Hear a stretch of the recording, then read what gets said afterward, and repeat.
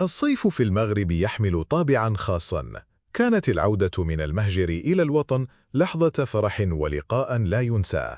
لكن شيئاً ما تغير. أصبح حضور الجالية المغربية أقل من ذي قبل. فماذا حدث؟ السبب الأول هو غلاء تذاكر الطيران. أصبح السفر إلى المغرب مكلفاً للغاية، خاصة بالنسبة للعائلات.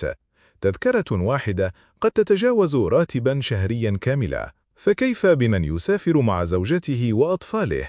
الرحلة إلى الوطن أصبحت عبئاً مالياً بدل أن تكون مناسبة للراحة واللقاء.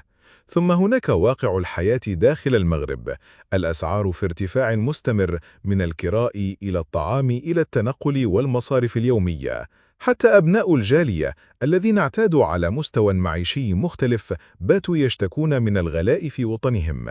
وليس هذا فقط، الخدمات لم تعد كما كانت. زحام في الإدارات، معاملة بطيئة في بعض المرافق، وضعف في التنظيم.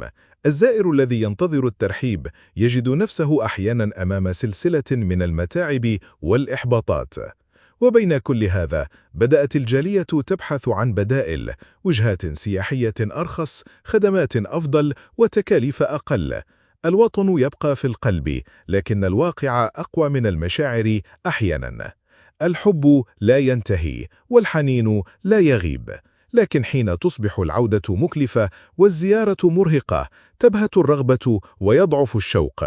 فهل آن الأوان أن نراجع نظرتنا للجالية ونعيد لهم مكانتهم التي يستحقونها؟ فهم ليسوا سياحاً، هم أبناء هذا الوطن وأحباؤه في الغياب والحضور.